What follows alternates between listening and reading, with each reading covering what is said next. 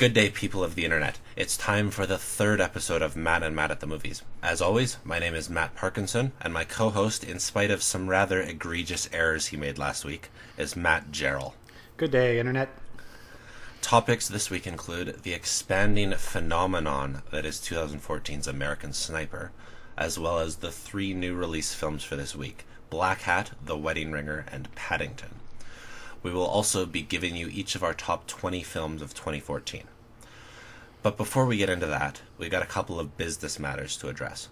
The first is a notice. If you have subscribed on iTunes after the first or second episode, we'd like you to go back and resubscribe. We changed hosts, which changes the RSS feed, but it doesn't update on your personal computer or account. So you need to resubscribe in order for that to happen. After this episode, if you don't resubscribe, you're not getting any of the new episodes. We're updating this one on both accounts just so that people can actually get the message. Second off, Gerald would like to apologize for the aforementioned egregious errors he made last week. Yeah, so I made a couple of problems. So firstly, during our discussion of Inherent Vice, I referred to a character as being played by Jade Chung. However, the actress is named Hong Chow, and she's playing a character named Jade, so small mix-up, but still an issue. A more serious error, unfortunately, came during our discussion of least favorite trilogies, and somehow I managed to mix up Cinderella with Sleeping Beauty and inserted Maleficent into the conversation. Cinderella's villain is the wicked stepmother, Maleficent is from Sleeping Beauty, and never the two shall meet. I do apologize for these errors, but I am, of course, human. Now, I do think the perfect punishment would be to force me to continue reviewing movies with you, Mr. Parkinson. And what do you think? Sounds about right. I'm not exactly a nice person. Speaking of other not nice people, the first film today we're looking at is American Sniper, which, you being the American, I'll let you introduce. Okay, so American Sniper examines the life of U.S. Navy SEAL sniper Chris Kyle, whose prodigious skill during 4 tours of duty during the Iraq War earned him the title the deadliest sniper in U.S. history. Bradley Cooper plays Kyle, and Sienna Miller plays Kyle's long-suffering wife in this modern war drama directed by Clint Eastwood. Now, the film's title is American Sniper. Your title is Canadian Film Critic, so what did you think? I went into the movie not knowing anything about Chris Kyle. I left the movie not knowing anything about Chris Kyle. Now, what I did learn was that PTSD is a serious issue and something that we should be looking at probably more than we already do, just like more or less every mental health issue. And the film brought that across. But in terms of being a film that really gave me intimate details about Chris Kyle, no. Yeah, I kind of noticed a lack of detail in a lot of areas. I mean, you get a little bit of stuff on him, but it's still very surface level, and it doesn't really delve deeply into who he is or who he was. It also doesn't even bother to comment at all on the geopolitics of the stuff that informed much of his life. You get a couple of brief mentions here or there, but pretty much, like, it's not a pro-war film, it's not an anti-war film, it's not even an ambiguous war film in the same way that something like Zero Dark 30 was. It's absolutely black and white. There's no room for any sort of gray, and it feels a lot more like a recitation of facts of the man's life than any sort of dramatic narrative. And I mean, it's not bad. No, it isn't. I want to get that. I want to get that Absolutely, out there it is not a bad movie by any stretch. It's just that it is a disappointing movie compared to expectations. Yes, I mean, I honestly think this would have been better off as either a documentary or as the book it was before it was adapted into a film. I mean, you would be better served with either of those two options, in my opinion. Or honestly, even just as a pure action film. Yeah, that could be. I mean, I think if you left out the psychological analysis, it probably would have cheapened it even further, because one of the big hallmarks, and that I praised the movie for, is how it handles the symptoms of PTSD and how it's presented. Now, it still could have done a lot better at looking at the psychological damage caused by the war, particularly because, to my knowledge, a lot of the negative things that happened such as bar fights and jail time, were cut. But they appear in the book, but they were cut from the film. And so all you really get is the tension that he feels with relation to his wife, particularly, and his children. So it does a decent job, and all credit to the filmmakers for that. It just could have been better. That's basically what it comes down to, that it should have been a lot better than it was, given that the material it had to work. Yeah, and that's what's so sad, is that it wastes, in some ways, a really good performance from Bradley Cooper. I mean, he's very much reserved. He's not over the top, and the physical performance that he gives is also very strong. And I would also give props to Clint Eastwood's direction. He slips occasionally, but on the whole, it's very good, and the action sequences are largely good. So to see something that could have been this really, really great war film is only, it gets reduced to being just a good one and not a great one like it could have been. I do want to very much praise Bradley Cooper for Yes. this. I know that, I mean, he's on a career high right now, Mm-hmm. but he's never really given a transformative performance. No, not at all. I mean, And I think this might be it. yeah, I would probably agree. I mean, he's mostly done comedic work, firstly, and then, as you said, the amount of weight. I mean, he had 40 pounds of muscle, I think he had to put on to be able to embody what Chris Kyle's physique. So, yeah, I mean, he really put in the work for this, and I absolutely praise him for his performance. It's definitely probably his best performance of his career, I think. I just wish it had done more with him than this recitation of facts that would have been better served as a documentary. Moving on to another sort of war. The first new release we're looking at this week is Blackhat, which takes a look at the war on cyber terrorism. It stars Chris Hemsworth as Hathaway, the world's buffest hacker in the world. Directed by Michael Mann, it takes its American protagonist, teams him with a couple of young adult Asians, Tang Wei and Lee Hom Wang, as well as an FBI agent played by Viola Davis, and has him try to save the world from some rogue hacker guy. Gerald, what'd you think of it? Oh, I'm sorry. Were we talking about Blackhat?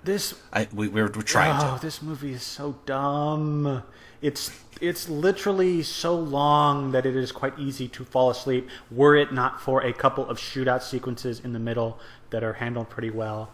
But other than that, and really, really loud to keep you yeah, awake. well, that is one of the good things about it, is that its sound mixing, I think, rather well with it, especially, again, with the shootouts. And, I mean, that's what Michael Mann is really known for, is his shootout sequences. And those are handled very well. Unfortunately, the movie around it is just so boring and dumb. I'm sorry, I cannot buy Thor as this nerdy hacker. I mean, it tries to explain it away by saying, well, you're in prison, so you gotta... He exercises exercises his brain and his body. But I'm like, no, I just don't buy that, Thor. I don't even think he was in prison that long before he's busted like out. 3 years, I think. He had served, but it's like, still, like, I'm sorry, I don't buy you as this hacker. And then he has a romance subplot with Tang Wei's character, and it goes nowhere. And I don't buy that relationship either. Well, they fall in love like instantly. Exactly, and it's like, what? I mean, what I thought it was going to go in the direction like, well, he hasn't seen a woman for a while and he's just using her, but no, that doesn't go anywhere. It tries to play it seriously. I mean, especially when, as it reaches towards the climax where they're trying to decide, okay, are you going to come with me or not? And he's like, no, this is too dangerous. I don't want you to get dragged with me. I'm like, dude, I don't buy any of what you're saying. I'm sorry. No. I kind of liked Viola Davis. I think she was probably my favorite character in this film. It's a thankless role. Unfortunately, yeah. I mean, we know she's exceptionally talented, but she isn't used as well as she could have been. But I still liked her in the role. Lee Hom Wang also, I mean, he's all right playing the Chinese security analyst, basically, and he's kind of along for the ride. I mean, supposedly he and Hathaway were college roommates or friends, what have you, I'm like, well, it's their code that's being used to break into all these security systems, so that's why it's their duty. Plot contrivance. So, I didn't really like that all that much. The villains, again, we talked about this in past movies. They appear in the cold open, and then you basically never see them again until the climax. And then when you do, they're just kind of generic guys. In this one, they have a series of like smaller villains that we have to follow, and it's to lead us to the big guy. Yeah, it's like the Lebanese terrorist guy. Basically, is like the mini boss, and then we get to our final boss. Which, admittedly, the knife fight that takes place in that climax is actually pretty good, but it takes 130 minutes to get to it, though. Oh, good grief. This movie's at least 30 minutes too long. If this movie had been an hour and a half, maybe an hour and 40, okay, I could have forgiven it for a lot, but well over 2 hours. Oh, and the pacing is so slow in places that it puts me to sleep thinking about it. It was very much... a lot of it was a spy movie, and not a good spy movie. No, and then the use of the CGI to show computer code whizzing through and whatever. It's like... The opening. Yeah, it's like, what did we just flash back to 1995? Now, I will say that a lot of the on-screen hacking stuff, it seemed realistic enough. Yeah, from what I understand, it's fairly realistic. They get a little bit of stuff wrong. I think that the main one where they really kind of go off the rails is going into a really hot nuclear reactor to extract a hard drive from a computer that would no way have survived an explosion, and even if it had, as soon as you took it out into this boiling hot reactor, it would have fried immediately. So that whole scene was so dumb. I mean, they give us a bunch of warnings before they go in. They're like, if you pass out, we will not be able to get you. You will die. And then, of course, someone passes out, and that doesn't happen. Yeah, that doesn't matter. Not a problem at all. No. So yeah, I like that they got the technical aspects mostly right. I think the best one is probably the one where he manages to get the NSA technology, because from what I understand, that actually handles pretty well with downloading a bugged PDF that it has a keylogger on it to get a password. Mm-hmm. So that was really good, but that technical accuracy for what it is just cannot save all the dreck that surrounds it. Do you know what I find weird? It's supposed to be a thriller, but there's very little conflict for a whole lot of it. Yeah. Like, most of the scenes, they don't even try to generate tension. It's just watching some really good hacker guy hack. Yeah, which, I mean, it's possible to make those sorts of scenes work. I mean, David Fincher proved that in The Social Network, but here it just really doesn't work. The only, like I said, good sequences for me are those shootout sequences, and there were... And even then, they're low-tier Michael Mann. True. They don't stack up to something like Heat or Collateral in that regard. But they're at least good, especially, again, compared to what's around it. So I'll take what I can get in this particular instance, sadly, but such as it is. In short, it's not a good movie, and you really don't need to go see it. No, you really don't. Now, a movie that we both were expecting to be absolutely terrible and yet somehow surprised us, The Wedding Ringer. Now, The Wedding Ringer is the latest comedy film starring Kevin Hart, who really has exploded in terms of popularity in the last couple of years. In this film, he plays Jimmy Callahan, a semi-con man who poses as the best man to Josh Cad's lovable, nerdy loser Doug Harris. Not having any friends, Doug's desperate to have things go smoothly at his wedding to Gretchen, who's played by Kaylee Cuoco Sweeting. And so Doug provides $50,000, and Jimmy provides the so-called Golden Tux service to hopefully make Doug's hopes a reality. Now, Mr. Parkinson, we just said that this film surprised us, so did this film really make you feel like wedded bliss, or did you want to divorce it? Well, it looked terrible. It did. The trailers were bad. Yes. There's some talent there, but Kevin Hart's not always clicked with me as a comic. I think his stand-up works actually much better than his film. I agree.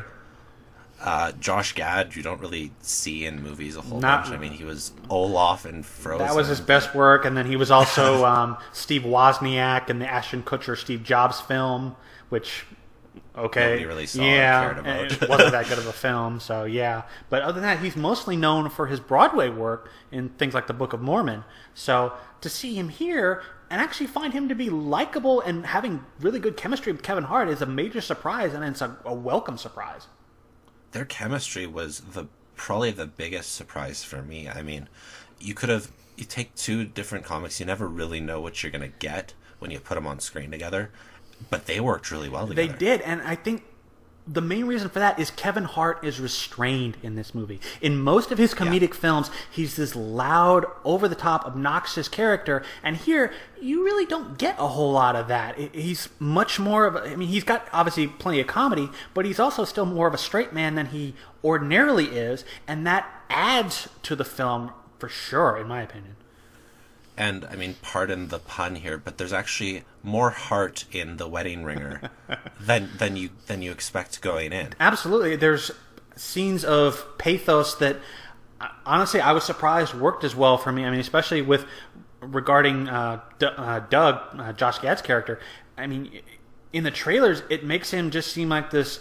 Some nerd guy. Who basically, the reason why he has no friends is because he's a loser, but then there's a reason why, and it has nothing to do with him being a loser, and that actually works, much to my surprise, and I'm very glad that was there. And even, you get the same thing with Kevin Hart, where, I mean... I know, when he finds out that he's, like, not any better than the people he's helping. Exactly, and I'm like, wow, did Kevin Hart actually just have a good human moment for once? Because usually he's just this loud, I mean... He had 3 films last year, and in all 3 of them, he was technically loud and obnoxious, but one of them at least worked because he had some other good characters to play off of. That was About Last Night. Unfortunately, Ride Along and Think Like a Man 2, not so much. He was just utterly annoying.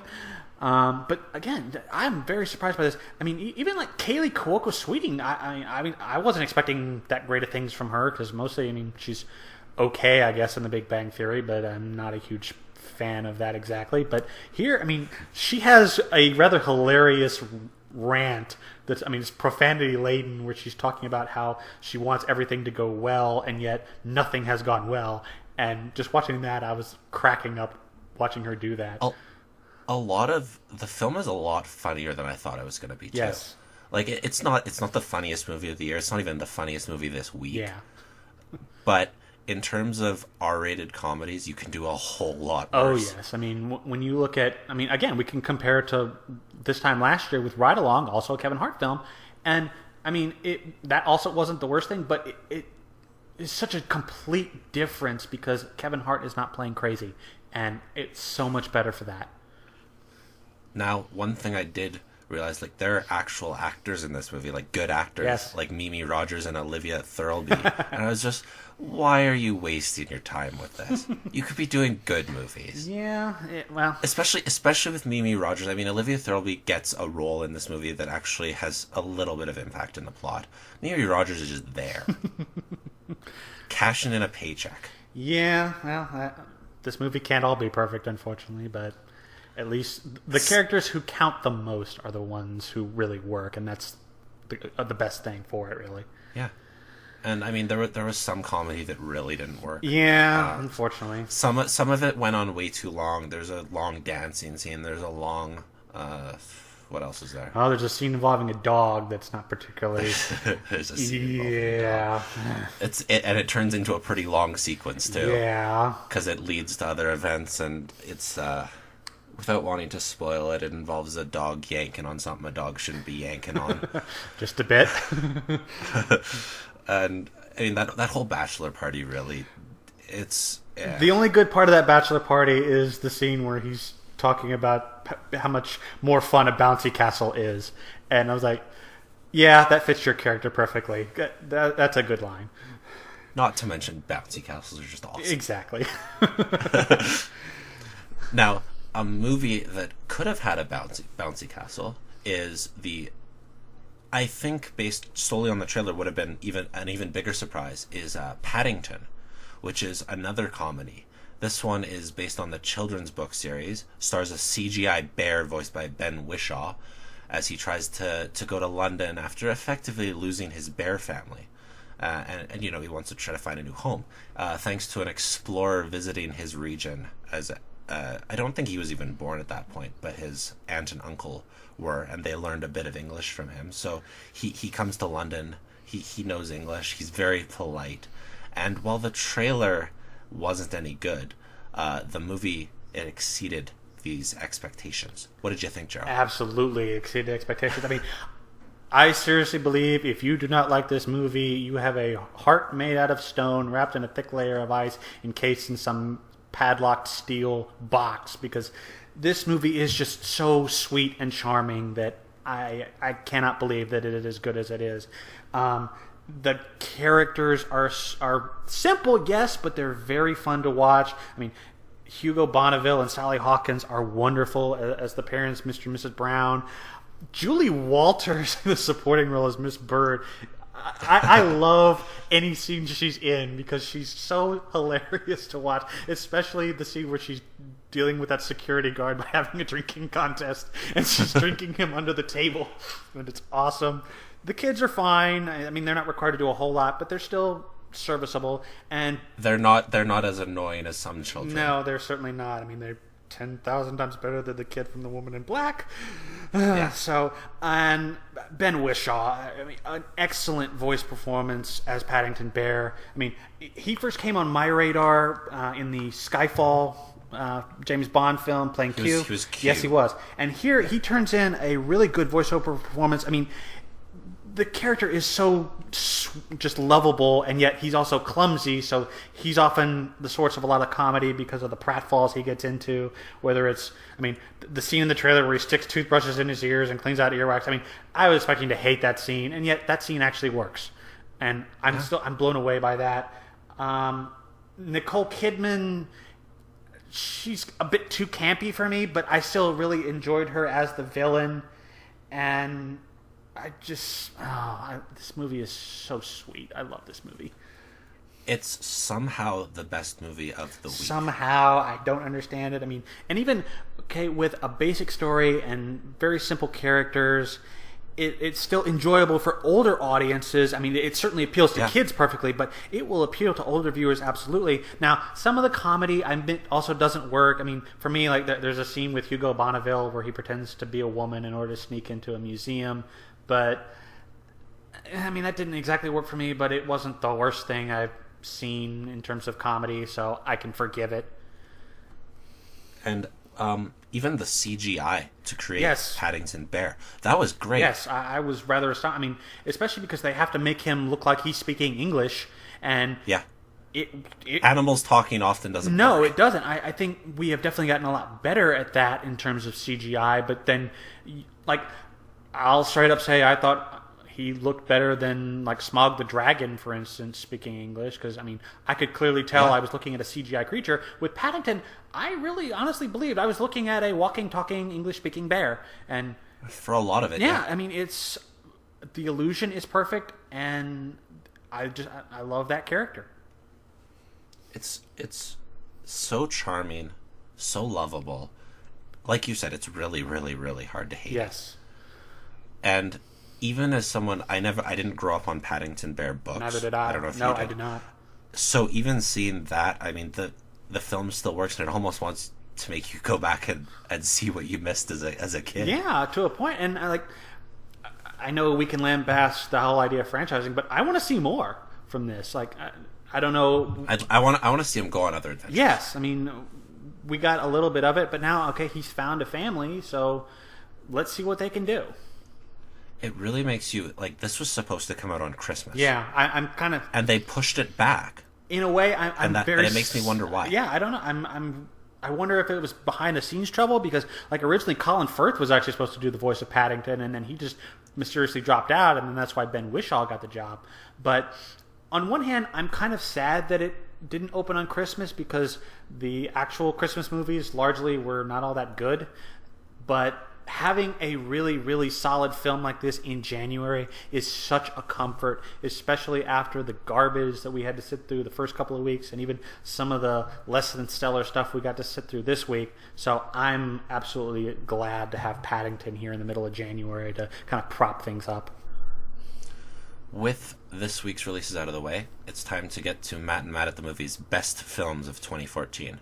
we decided to wait until this third episode so that we could see at least most of the films that are coming out that were in limited release in 2014 and finally came out wide in 2015. There's still a couple. I mean, Gerald hasn't seen 2 Days, One Night or A Most Violent Year yet. Neither of us has seen Still Alice. There's probably one or two others that I'm missing. Yeah, for me, like the other ones would be like Mr. Turner or Mommy, something like that. So they're going to come out here, but they haven't yet, and so I've missed them, and I'm sad about that. But unfortunately, they just can't make the list, and they certainly possibly could have, but such is how it goes. So we're working with what we've seen. Yeah. In the interest of time, we're gonna do our 20 to 11. We're just gonna list them off. We're not gonna discuss them. Consider them the honorable mentions, and then we'll get into each of our top 10s, and which will give you some more insight into why. Maybe we'll wind up debating a couple of them. I have a feeling there's going to be a lot of crossover. We haven't shared these nominees prior to recording, so there's a chance that we might have surprises and genuine reactions to one another's lists. Gerald, I'll let you do your 20 to 11 list off the bat. All right. So my number 20 is Jonathan Glazer's Under the Skin, experimental, very good film, just a little too cold for me. The Imitation Game as well, really good work from Benedict Cumberbatch and Keira Knightley. Just I didn't like how it handled some of its themes with Alan Turing's backstory, but still good. Wild, at number 18, the Cheryl Strayed semi-biopic where she wanders the Pacific Coast Trail and trying to find herself. Number 17, Citizen 4, the Laura Poitras documentary about Edward Snowden and his work in leaking classified NSA documents. Number 16, John Wick. Keanu Reeves returns as this legendary action star that's just amazing. Number 15 is Dear White People, a really sharp and satirical comedy that examines race relations and sexual orientation and biracial identity and interracial dating fantastically. Number 14, Snowpiercer, Bong Joon-ho's futuristic dystopia sci-fi film on a train, has some really awesome action sequences. Just a little too thematically weak for me to quite include it in the 10. Number 13, Locke. I mean, how Tom Hardy turns a film that's 90 minutes of him just talking on a car phone into something mesmerizing is amazing. Number 12, The Raid 2, the best action film I've seen in years, with really inventive sequences, and they improved on the story of the first Raid. And then finally, number 11, if there was ever a debate that motion capture is a really good art form, Dawn of the Planet of the Apes proves it. Andy Serkis once again shines brilliantly. Toby Kebbell as his right-hand man is astonishing. Really fun story. I loved that they focused more on the apes than the humans, and it's a really solid summer blockbuster. So that's my 20 through 11. What are your 20 through 11? Number 20 was Big Hero 6, the Disney animated thing based on a not very well-known Marvel property. Number 19, we finally got Sin City: A Dame to Kill For. I was waiting for a Sin City sequel forever, and we finally got one. Number 18, Edge of Tomorrow, which takes Groundhog Day and turns it into a great sci-fi action film. 17, Snowpiercer, which you already covered. 16, A Most Violent Year, which is a low-key, not even a whole lot of crime drama, but it's great performances, and it's more fun than it should be. Number 15, 2 Days, One Night, which takes Marion Cotillard and has her as a working-class woman trying to save her job. 14, Selma, which tells the story of Martin Luther King, and we've already talked about it. Not all of Martin Luther King, but we talked about it last week. Go listen to that. 13, The Raid 2, which is probably the best pure action, maybe of the last decade, maybe longer. 12, Wild, which you covered. And number 11, Boyhood, which it was the hardest one of these to leave out of the top 10. But I don't think it's as good as any of the movies in my top 10. That's fair. So, yeah. With that, we've come to one another's top 10 of 2014, which will go into a bit more depth and maybe, if there's disagreement, have a little bit of a debate on them. Gerald, why don't you start us off with your number 10? Okay, so my number 10 is a film of such broad creative scale that it's a minor miracle that it exists at all, and I'm talking about the film you just mentioned, Boyhood. I mean, this film took 12 years to complete, with filming taking place for a single week during each of those 12 years. I mean, written and directed by Richard Linklater, a really great filmmaker, starring Patricia Arquette and Ethan Hawke, Linklater's daughter Lorelai, and introducing the boy of the title, L.R. Coltrane. To me, this film is as close to filming real life as it is possible to do in a fictional film. I mean, we watch L.R. Coltrane grow up from a boy of 6 to a man of 18. We see him experience sorrows and heartbreaks, triumphs, and just the general days of growing up, from friends, school, parental and sibling relationships, romantic relationships, and all that. The fact that Sandra Adair was able to edit all of this disparate footage together into a coherent film at all is really impressive. And I mean, this has received a lot of critical praise from all over, and it doesn't quite have the charm and depth needed to rise higher on my list, but it's still such a spectacular cinematic achievement for me that it makes my number 10. It definitely deserves a special mention just for that it got created at all. Yes. I mean, that is astonishing in and of itself. So I don't disagree with it. I mean, it one spot off where I put it. Yeah, So that was a really agonizing choice for me. I couldn't quite decide where to put it on this list, and I mean, literally, the night before we were recording this is when I finally fixed it where I put it. So it's a stunning film. Not the best film for me of 2014, but still absolutely deserving a spot. So. And it will also probably win the Oscar. Probably. I mean, we're obviously still a month off from that, but it's quite likely that that's going to take the prize, deserve it or otherwise. But we all know the Oscars are still somewhat of a political game, so that's how it goes. But so that's my number 10. What is your number 10? My number 10 was David Fincher's Gone Girl. Ooh. A dark and disturbing movie with...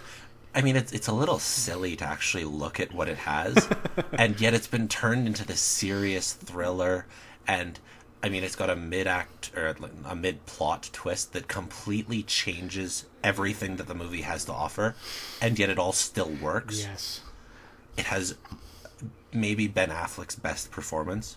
It has Rosamund Pike turning in a great performance, and it's something that I couldn't get out of my mind for a few days after it finishes. I mean, a lot of movies, they're disposable, and, I mean, you forget about them the next day.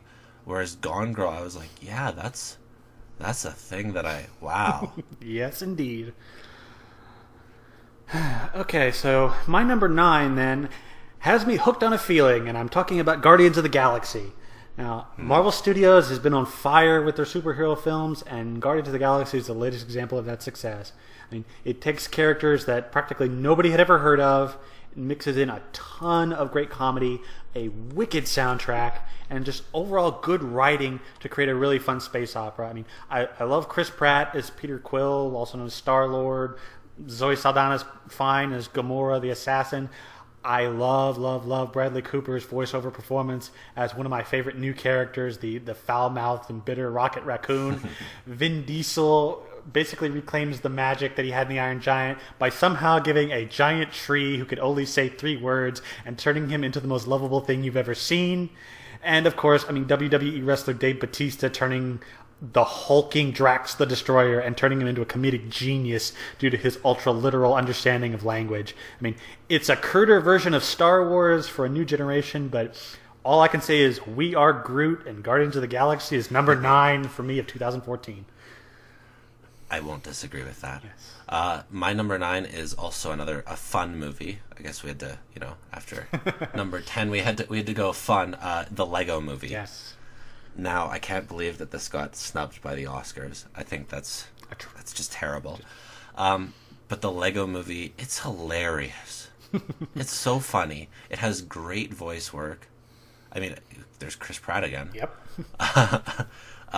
It's so colorful. It's playful. It's smart. I mean, you don't expect a Lego movie to be about something, but it is. No, you expect it to be a cash grab. And that was the biggest surprise. I thought it was going to be a commercial for Lego toys. But it wasn't at all. Not at all. Thank goodness for the Lego movie. Yes. Everything is awesome. Yes, absolutely. So my number 8 reminds us that if it's in a word or it's in a look, you can't get rid of the Babadook. Now, The Babadook is an Australian horror film courtesy of writer-director Jennifer Kent in her first feature-length film. It stars Essie Davis, who is a mother who's trying to raise a very, very difficult young son while also still dealing with the grief of the loss of her husband on the day her son was born. And then one night, she reads a new bedtime storybook to her son called Mr. Babadook, which tells of a tall, top-headed monster that will haunt and destroy you if you let him in. Now, this film for me is easily the best horror film of the year. I mean, Essie Davis gives a brilliant, brilliant performance.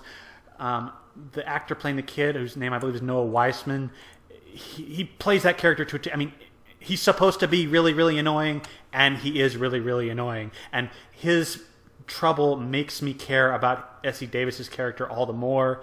This film uses sound and silence and lighting and shadows to wonderful effect.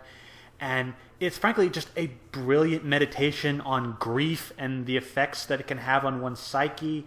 I mean, I love this horror film. The Babadook is my number 8 of the year. I don't love The Babadook. And I don't understand why. Well, I think a lot of it does come down to me just hating the kid. And now I know that he was intentionally annoying, and it helps you care about the mother more. But there's a limit. And I think that limit was surpassed. See, when what feels like half the movie becomes a chore to watch for me because I just want to punch the screen and get that kid out of it.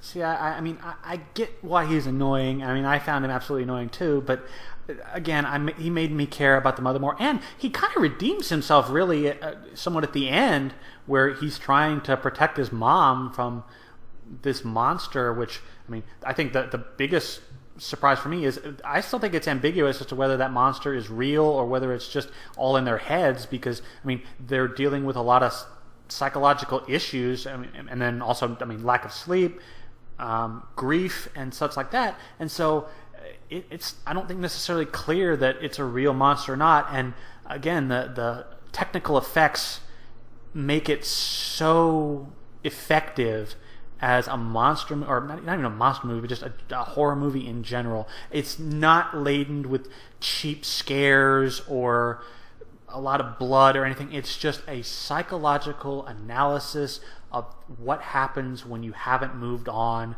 from grieving the loss of a loved one, and I love this film. I don't hate it. I liked The Babadook. I do think it gets off to a very slow start. It doesn't really start becoming a horror movie until like 40 minutes in. Well, I mean, you got to set up who these characters are and what their damage really is. And I mean, at first, it actually, I think, becomes a horror film a little earlier than that, because, okay, yeah, the monster isn't there, but that storybook is creepy. I mean, and especially there's a scene where she burns it and then it mysteriously reappears, and the second version is even creepier. I mean, the second version is creepy. Yes. Oh my goodness. And I love the fact that you can actually now pre-order a copy of this book. Now, of course, they've done that. It's expensive at, I believe, $80, so I probably wouldn't get it. But I love the fact that this book now exists and you can look at it if you want. But for me, which version? I don't know. I would think the first one, but it would be still amusing to me if it was the second version, because that second version is so unnerving. Yeah. So that was my number 8. What's yours? Mine is another slightly unnerving movie, Nightcrawler. Ooh. And what Nightcrawler, I mean, it has Jake Gyllenhaal being basically like a rogue reporter guy who he videotapes stories and then he sends the footage into the newsroom, and it says a lot about the media. It says a lot about the audience and what we watch for in the media. But what it really reminded, or I guess focused on, was how good an actor Jake Gyllenhaal's become. Mm-hmm. If he was this good, like I think one of David Fincher's weakest films is Zodiac. Yes. If Jake Gyllenhaal was this good in Zodiac, it would have been so much more compelling. I would agree. Because he's great in this, and he's playing a similar type character, but he's just evolved so much as an actor since that point. Yeah, I mean, like even Prisoners 2013, I guess. Yeah. That kind of really started it, and then and then also, I guess, yeah, and then Nightcrawler. His performance is really good, very impressive, especially the physical transformation. I mean, he lost a lot of weight for it. Yeah.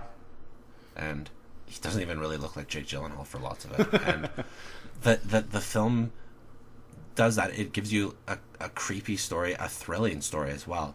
And then it's also about something. Yep. And Nightcrawler is my number 8 movie of the year. Excellent. So my number 7 shows how sometimes a mentor-student relationship can be more like a battlefield. Whiplash, which tells the story of Miles Teller as Andrew Neiman, a talented young drum student at a prestigious music conservatory. Now, his goal is to become one of the legendary great drummers, and so when he's recruited into the competition jazz band led by conductor Terrence Fletcher, who's played by J.K. Simmons, Andrew is ecstatic and elated. Unfortunately, Fletcher is much more of a taskmaster than Andrew ever could have imagined, driven by a fervent desire to help mold a young great musician no matter the cost. Now, Teller and Simmons are fantastic here. I mean, Simmons especially. I honestly want to know how much of his profanity-laden tirades are in the script and how much of that is ad-libbed, but it's so compelling. It's very, very tense. I mean, one of the phrases I heard about this movie after seeing it was basically calling it full jazz jacket, because I mean, J.K. Simmons really is like a drill sergeant in this movie. I mean, he's berating these students, and with some of the greatest vitriol I've seen in quite a while. I mean, forcing these students to practice for hours on end to the point where Miles Teller's hands were actually bleeding on the drums as he's practicing over and over. I mean, writer-director Damien Chazelle draws from his own experience in high school band to craft just an astounding film, and it climaxes in one of the most frenetically beautiful endings I've ever seen that is worth the price of admission all by itself. It's a music film that's sharp, reflective, extremely tense. My number 7 film of 2014. I actually have it as number 5, so I guess we'll get into that later. Yep. My number 7 is The Grand Budapest Hotel, which is Wes Anderson's newest movie. It was told in an interesting way. It tells things from various points in time. Apparently, it confused a lot of people. It's Wes Anderson doing Inception. Yeah, and then you've got Wes Anderson's signature visual style. You've got a very tight and hilarious screenplay. You've got Ralph Fiennes and Tony Revolori, who I don't know if this was his first role, but it's his first big role. Yes. They were both great. You've got one of the better supporting casts to ever be assembled. No kidding. I mean, some of them are distracting. I mean, you go, oh, hey, it's that actor. But most of them are playing pretty good roles, too. And it's just so much fun. Absolutely. So what's your number 6? So number 6 is what I like to call Captain Quirky sailing the USS Quirky all the way through the Bermuda Quirkangle. The rest of us would call it what you just said, the Grand Budapest Hotel. Wes Anderson once again demonstrates his thorough attention to detail in a gorgeous film about a legendary concierge played by Ralph Fiennes. He runs this luxurious hotel in Europe between the world wars. You have this rich old widow played by Tilda Swinton who leaves him a priceless painting, and so he has to enlist the help of a new young lobby boy played by Tony Revolori to elude the widow's conniving son, played by Adrian Brody, and his terrifying crony, played by Willem Dafoe, in an excellent turn. I mean, and those are just a few names of this massive cast. I mean, Saoirse Ronan, Jeff Goldblum, F. Murray Abraham, Jude Law, Tom Wilkinson, Bill Murray, Bob Balaban, Harvey Keitel, Owen Wilson, and even more beyond that. And all of them do pretty well in their roles. Some of them feel a little weird, but overall they work. I mean, the writing from Anderson, it's laced with his usual dry and snarky wit. The production design is immaculate. It's beautiful to behold. I mean, the cinematography from Robert Yeoman is lovely. And it's just a fun little romp that showcases a great deal of talent, and it's an enjoyable retreat at the movies, and making it my number 6 of 2014. My number 6 is The Imitation Game, Ah. which you mentioned in your 20 to 11 list. Yes. It takes Benedict Cumberbatch as Alan Turing, and he was essentially the one who came up with the modern computer. Now, a very early version of it, but the idea was that there was a code that couldn't be broken that was being used in World War II to send transmissions, and it reset every day. So in order to break that code, you can't do it by hand, so he invented a computer system in order to do it for him. The movie follows that, and follows the man as well, and eventually reveals itself to be more than just about how he helped us win World War II. And it's smart, it's funny, it's suspenseful. It's a lot like The King's Speech. If you didn't like The King's Speech, you're not going to like The Imitation Game. Cumberbatch is great. It's beautifully shot and scored. And if you're at all interested in the life of Alan Turing, it's something you really have to see. See, I mean, I think it's a decent film. I mean, like you said, I'm not as big a fan, partially because it reminds me too much of The King's Speech, feeling a lot of Oscar bait. And then my biggest issue is it delves somewhat into Turing and his homosexuality, but it still handles it in a cheap way, especially with the ending and how it looks at that, and then the thing over the credits. It felt insulting to me. It definitely could have been brought into it more throughout the film. Yeah, I mean, I'm not asking for explicit scenes or anything, but it just didn't feel like it did proper justice to just the absolute travesty that occurred with Turing and men like him back at this time, where being gay was illegal and you could be imprisoned or chemically castrated for it. And I mean, it gets there, but it doesn't do it nearly as much justice as it should have. And so, again, I like it. I don't love it. So, but I mean, I understand. What's next on your list? So my number 5 is a look at the dark side of TV news. Nightcrawler, as Jake Gyllenhaal completely transforms himself to play Lou Bloom, who is a mysterious man of mystery, and he decides to start a video news business after seeing a camera crew at a horrible car crash. Now, he starts selling his stories to Rene Russo's ratings-conscious news producer, Nina, and he starts gaining popularity as a result. Unfortunately, Lou Bloom is a sociopath who will do anything it takes to get ahead, whether it's manipulating Nina, controlling a young homeless man named Rick that he hires as his assistant, or even manipulating the scenes that he comes to cover with his camera. You also have Bill Paxton showing up as Lou's business rival, and that has an interesting resolution.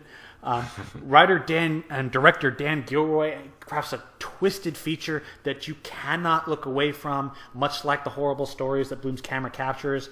It's a mesmerizing look at the 24-hour news cycle that we exist in now. It had me on the edge of my seat throughout, and it's absolutely my number 5 film of the year. My number 5 was another repeat, much like Nightcrawler was for you, and that's Whiplash. Yes. You've already delved into it pretty well, so I'll just say I think its editing was tremendous. Yes. I mean, the editing made the ending, but even throughout, the back and forth between Teller and Simmons, who are both great. I mean, I wasn't that big a fan of Miles Teller going in. I'm a fan of Miles Teller now. See, I had come in off of The Spectacular Now with Miles Teller and loving him there, and then seeing him in this, I'm like, this kid could go places if he gets the right roles. And it was actually, much like a lot of the good dramas of this year and any year, it's also pretty funny. I mean, it's thrilling, but you're also going to be laughing a bunch throughout it.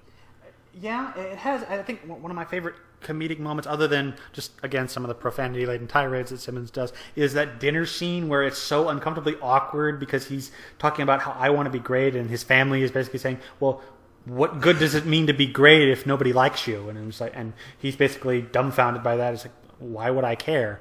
And it's just so uncomfortable and yet still so funny to watch. So there are a bunch of comedic moments throughout, and Also, yes, the profanity-laden tirades from J.K. Simmons.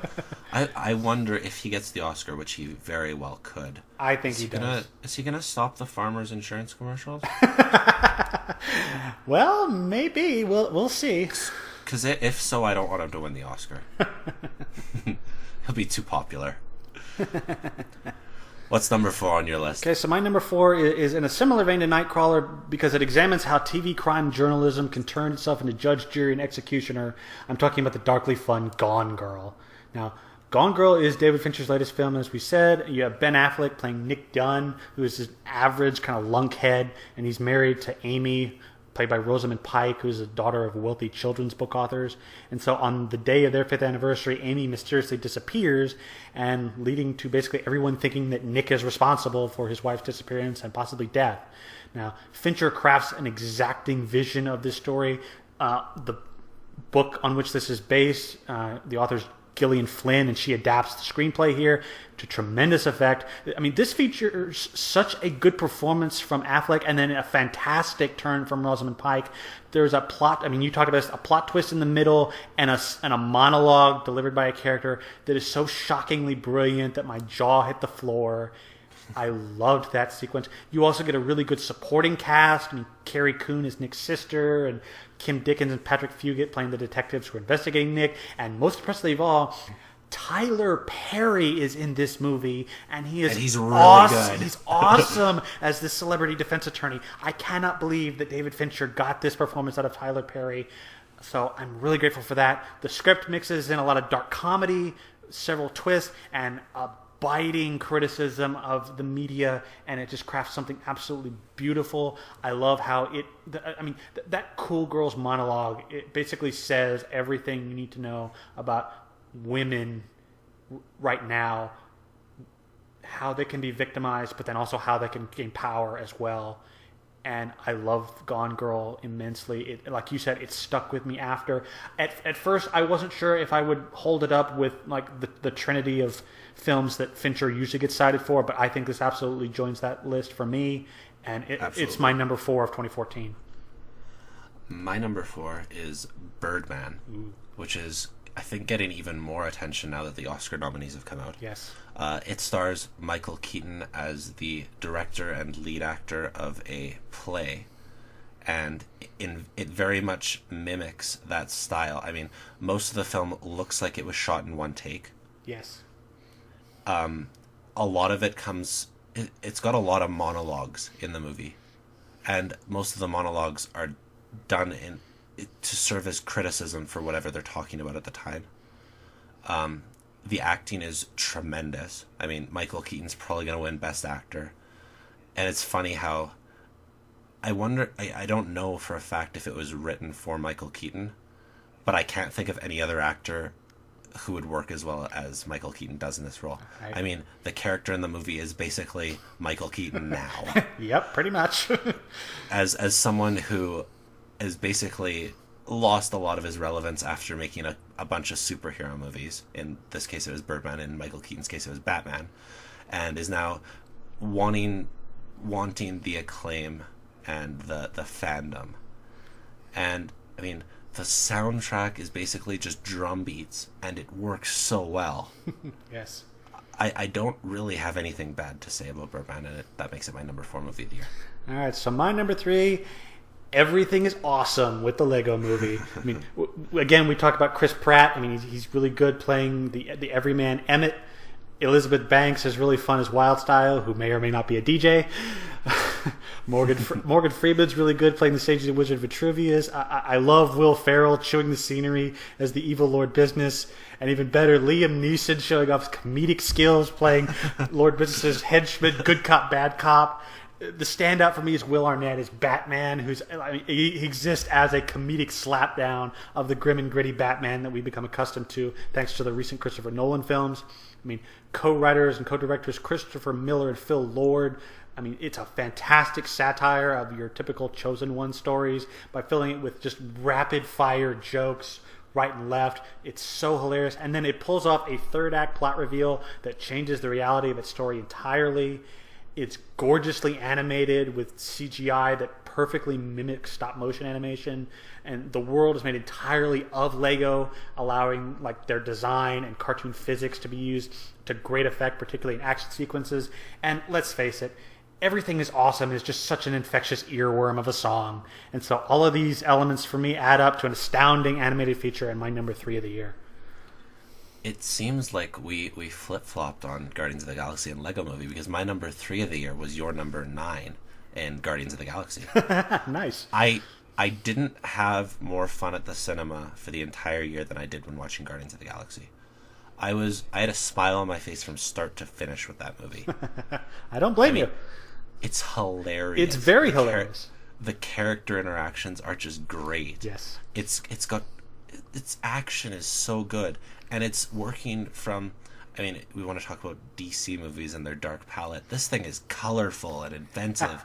It's directed by James Gunn, who has an interesting filmography, to say the least. To say the least. But this is his best movie, I think, by far. Go ahead. And I mean, even the small roles, like Benicio del Toro's in this for just a little bit, but he's great and crazy, and somehow crazier than he was in Inherent Vice. Yeah. Just Guardians of the Galaxy. I for a long time I had it as my number 1 movie of the year. Yeah, I can understand that, and I mean. That movie is just, it is so much fun. I mean, so the question I was going to ask, is this your favorite of the Marvel films? Yeah. Okay, I totally agree.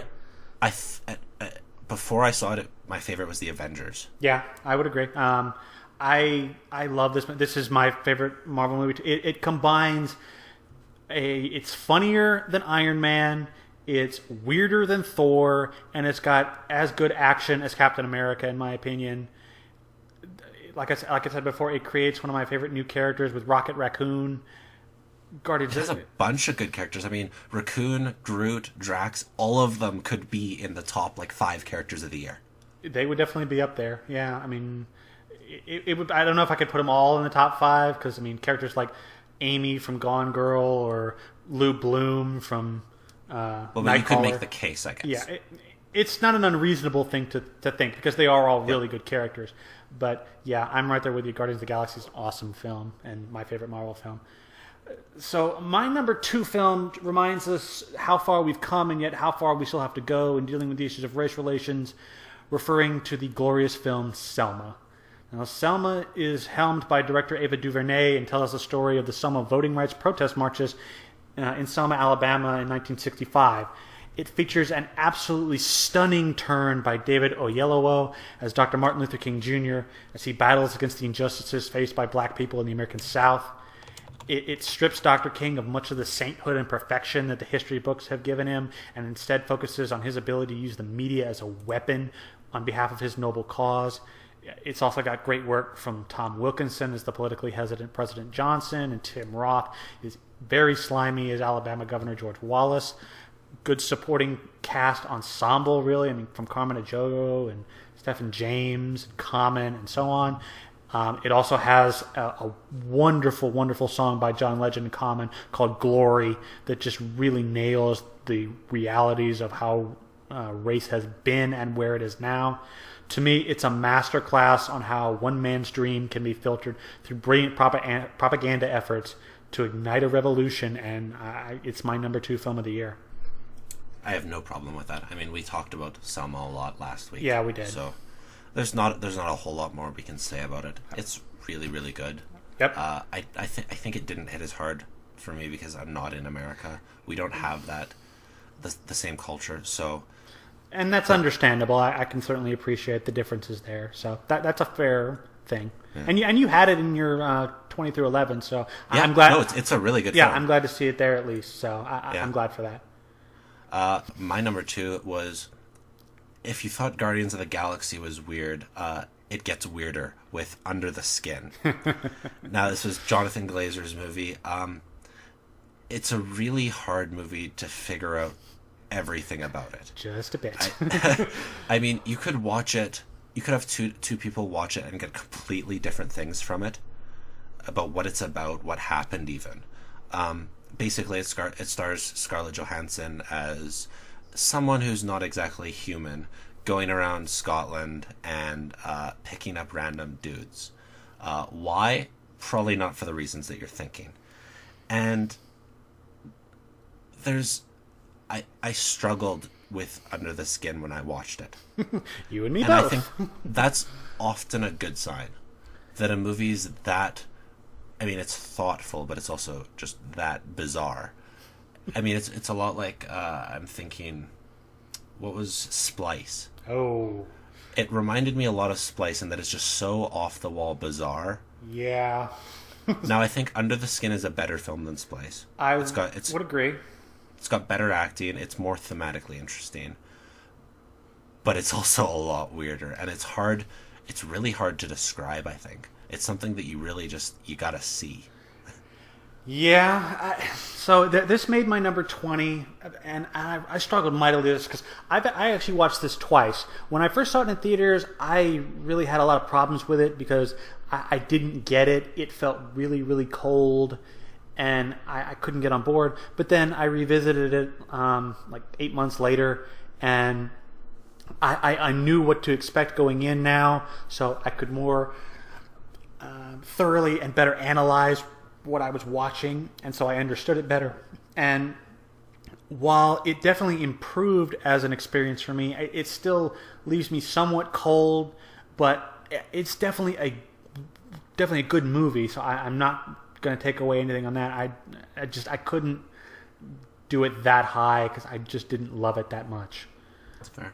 So what was your top film of 2014? How did we end up here? This place is horrible, and now you're going to ruin what's left of your career. We should have done that reality show they offered us, and you know I'm right. I mean, listen to me. You were the original, man. You were a god. You're Birdman. My number of film is gleefully examining film, Broadway theater, criticism, fame, and the very power of words. My number one film is Birdman. I said this film is the thing that got me back into reviewing movies. It's the story of Regan Thompson, who's played by Michael Keaton. He's an actor known for playing a superhero in 3 successful films, but then washed out after refusing to do another sequel. And so he's desperate to reclaim a small shred of glory. He finances, adapts, directs, and stars in a Broadway play. But things become more complicated as he has to deal with the ego of his new co-star, played by Edward Norton, the fragile life of his recently released from rehab daughter Sam, who's played by Emma Stone, and a cast of other wonderful characters played excellently by Zach Galifianakis, Naomi Watts, Andrea Riseborough, and Amy Ryan. I mean, Keaton, Stone, and Norton are turning in the best performances of their careers here. The writing is just absolutely masterful from a 4-person team led by director Alejandro Gonzalez Iñárritu. It also blends a lot of magic realism to create kind of this question of whether or not Regan actually has real superpowers or not. I mean, I think it's clear that he probably doesn't, but you can interpret it. Yeah, there's enough of a debate that you could certainly question that. And the camera work from Emmanuel Lubezki is so fun. I love this single take gimmick. I mean, it's not really a single take because there are edits, but it looks like it's all done in one shot, and I'm a sucker for that sort of thing because it's a rare thing, but it's so fun. And you mentioned the drum score. I mean, Antonio Sanchez's drum score is so fun to listen to for me. So, I mean, you talked about with the Lego movie having a smile on your face. I wish it was Guardians of the Galaxy, rather. Yeah. Caught myself that time, no error. So I had the same reaction with Birdman, like from moment one where you see Michael Keaton floating. He's sitting in his underwear in his dressing room and he's floating, and you hear this voice monologue that's the voice of Birdman, which is that was the lines that I read before was lines from the voice of Birdman. And I saw this movie twice. I loved it even more the second time. I loved Birdman so much. I honestly tried to come up with a reason not to put it here, and I just couldn't. My number one film of 2014, without a doubt for me. So, what is your number one film of the year? If I had told you that the best film of the year for me would be a 196-minute Turkish drama, what would you say? I would say you're absolutely crazy, and there's no chance. Well, that's exactly what happened. My number one film of 2014 is Winter Sleep, the 196-minute Turkish drama. It's essentially all set in a mountaintop hotel, and it's almost all dialogue. It took me, when I watched it, you know how sometimes you get the feeling you're watching something great? Yes, I can say I had that same experience with Birdman, with Gone Girl, and yeah, I know exactly what you mean. It took me about halfway into Winter Sleep in order to feel that. Okay. Which I feel is it's late for that type of feeling. Usually you know pretty early on, but with Winter Sleep, it took me that long to really get into the flow that it had. Oh, for a 190 some odd minute film, that's not surprising. Yeah. So, I mean, it takes that long to get into, but once I was in, I was so hooked. I was hanging on every word. I mean, or I guess reading every word, but the point being that it's 3 hours of talking, and it's made so compelling. It's actually, I would compare it a little bit to Birdman in that a lot of its points are made through monologues. I mean, there are like 10 to a greater extent than Birdman. I don't think there were any 10-minute monologues in Birdman, but there were some in Winter Sleep. It's beautiful, and I mean the acting's great, but mostly it's stunning how 3 hours of talking, more than 3 hours of talking, can be made as interesting as Winter Sleep does it. And yeah, Winter Sleep's my number one movie of the year. I really wish I had been able to see this. I mean, I first heard about it when it won the Palme d'Or at Cannes, and I've been wanting to see it. Unfortunately, U.S. theaters don't often carry a lot of non-English language films, and you're lucky if you get maybe 5 in a year, and unfortunately, Winter Sleep has not been one. I really want to check it out, and especially with your recommendation, number one, that's one that I'll definitely have to look for in the next few months. Maybe it'll come here to theaters, maybe, or once it hits home video. So yeah, definitely want to check out, and okay, that sounds like a pretty interesting choice for number one. That brings us to the conclusion of the third episode of Mad at the Movies. You can follow Gerald on the Twitter at FilmFlashNC and on his website at filmflashnc.blogspot.com. I'm also on the Twitter at MartyrTweet and on the web at boxofficeboredom.com. Comments, criticism, praise, and suggestions are all welcome as long as you are civil about it. Next week we've got Jennifer Lopez in The Boy Next Door, Johnny Depp in Mordecai, and the George Lucas-inspired animated film Strange Magic. We'll also be revealing and discussing our respective worst 20 films of 2014. Until next time, this is Mad at the Movies signing off. Take care, Internet.